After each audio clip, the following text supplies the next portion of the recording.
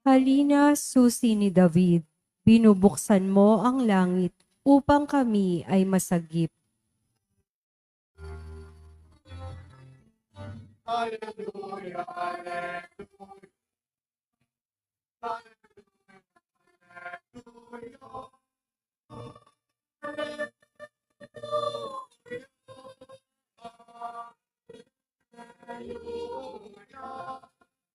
Hallelujah, hallelujah. Hallelujah, hallelujah. Hallelujah, hallelujah.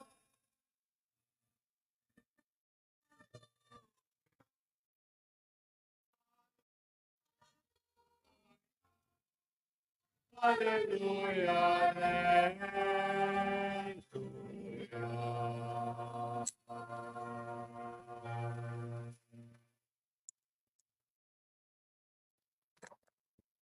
Sumainyo ang Panginoon. At sumaiyo rin. Ang mabuting balita ng Panginoon ayon kay San Lucas.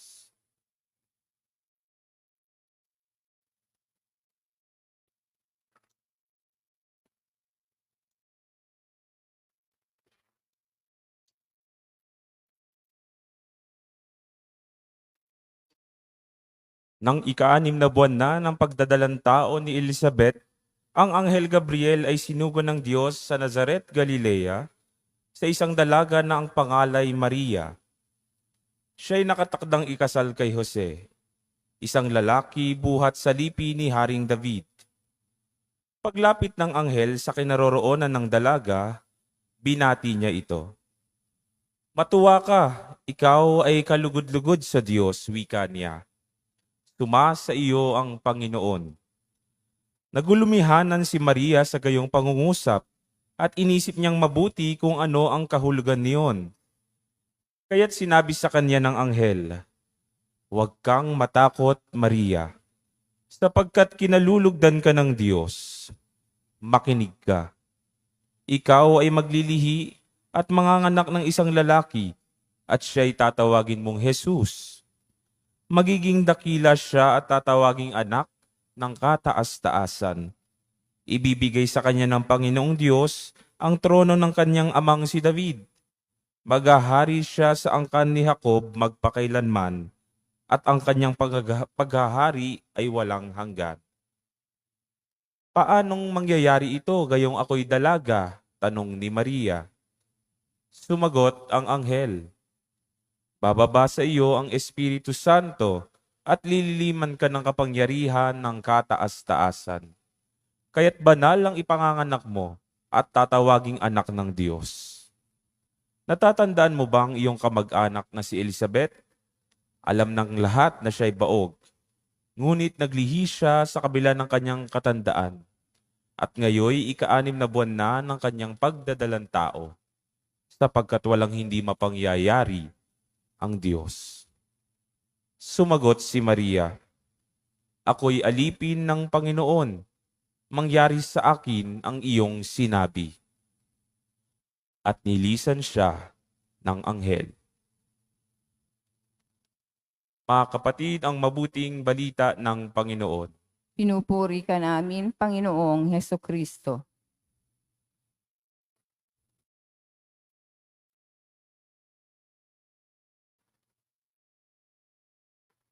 Good morning po sa inyong lahat. Pakibati muli ang ating mga katabi ng good morning. And welcome po sa ating ika-5 araw ng Misa de Gallio. Taas po ang kamay ng naka-5 araw. Taas ng kamay. Palakpakan po natin ang ating Panginoon sa mga naka-5 araw na. At sa mga hindi ko natatanungin, ang mga may kulang pa, tuloy-tuloy lang ho natin ang ating pag-aali ng sakripisyo. At salamat po sa mga nakakakulay violet ngayong umagang ito. Nagmisto lang tayong lahat na puto bongbong, no? Sabi ng bata kahapon, no? Ganda ng violet, eh. Wow, Father, para tayo pong ube. O nga, puto bongbong ang tawag diyan. Pero 5 araw na po tayo, napakabilis ng panahon. Kaya pakitanong nga po ang katabi ninyo, okay ka pa ba? Okay ka pa ba?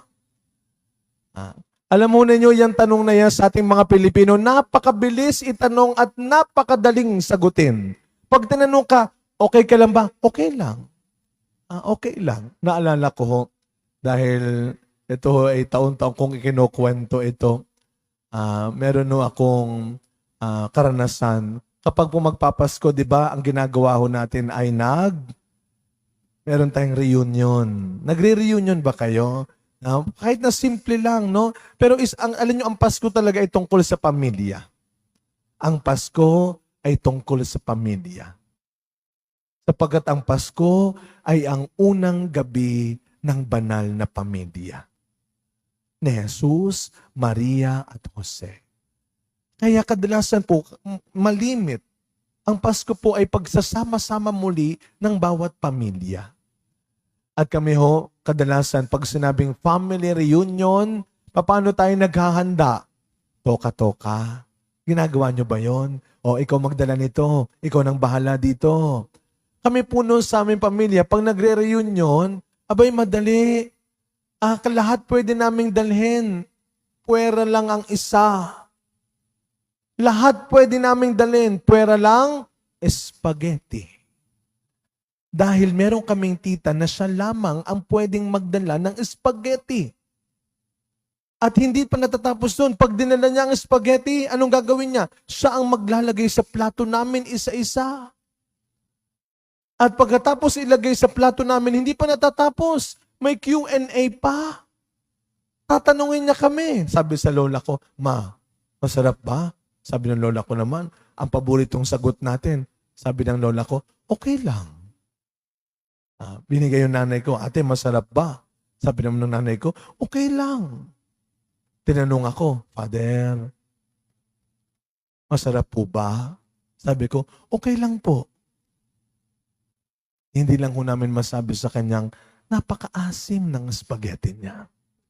Dahil natatakot kami sa kanya. Baka magalit.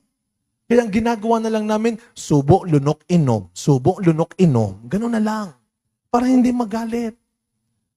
Ito na ho, yung aking pamangking maliit ay sinubuan ng spaghetti. Pag subo sa kanya, sumigaw yung bata, ang pangit! Naku, lahat kami kinabahan. Sabi ko, itong batang ito, kami nga kinimkim, ito sinigaw pa. Pero buti na lang, may nagsabi ng totoo. Nabunutan kami ng tinig. Alam nyo tayo, magaling tayong sumagot ng okay lang. Kain ka, busog pa, pero kumukulo na yung tiyan mo talaga. At tayo naman, magaling din tayong tumingin, maniwala sa ipinapakita lang sa ating mata. Sa ipinaririnig lang sa ating tenga. Binabasa natin ang panlabas na tanda. The external signs. Ang panlabas lamang ang ating pinaniniwalaan. Ang panlabas lang ang ating pinakikinggan. Ang panlabas lang ang ating tinatanggap. Kaya nga ano ang sabi ng Panginoon kay Akas sa unang pagbasa? Ang Panginoon mismo ang nagsabi, humingi ka ng tanda. Anong sabi niya? Hindi ako hihingi ng tanda. Sabi ng Panginoon, humingi ka ng tanda sa akin.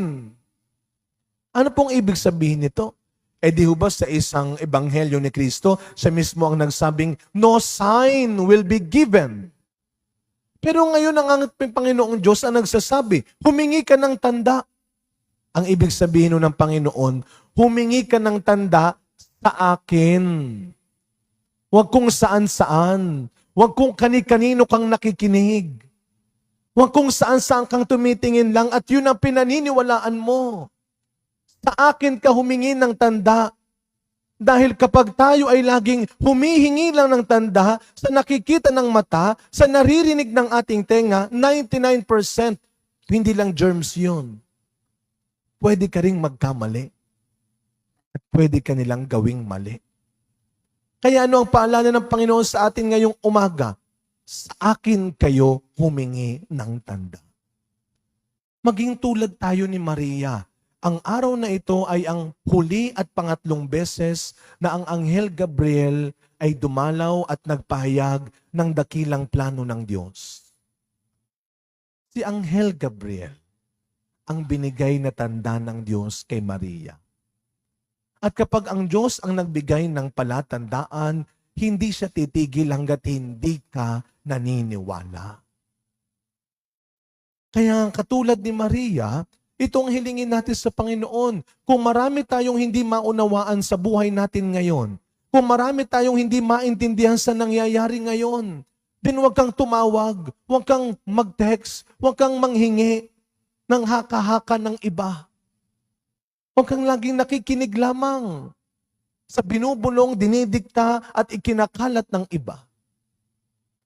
Sabi ng Panginoon, humingi ka sa akin ng tanda at magiging katulad mo si Maria.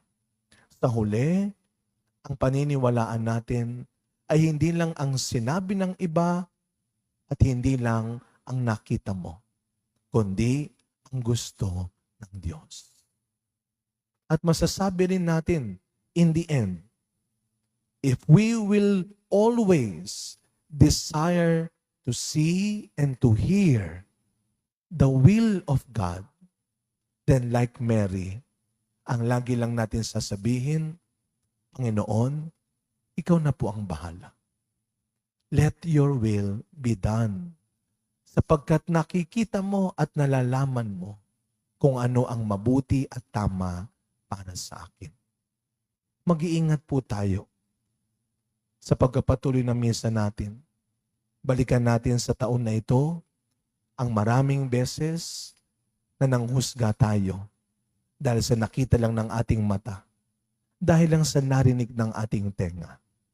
Humingi tayo ng patawad sa Diyos sa mga pagkakataong nagkamali tayo ng ating tinignan, ng ating pinakinggan.